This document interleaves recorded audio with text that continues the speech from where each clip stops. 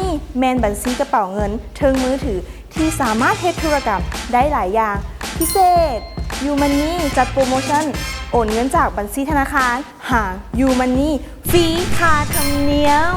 มูลค่าโอน50,000 กีบขึ้นไปเงินค่าธรรมเนียมจะถูกโอนกลับคืนเข้าบัญชี You Money เบอร์ปลายทาง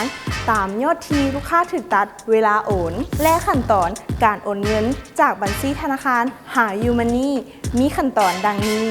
เข้าบัญชีธนาคารกดเข้าปุ่มเติมเงินเข้ากระเป๋า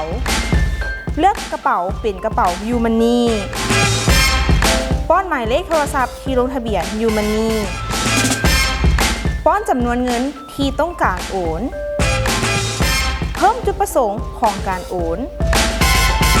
เลือกบัญชีธนาคารกรณีมีหลายบัญชีการโอนเงินถือว่าสำเร็จ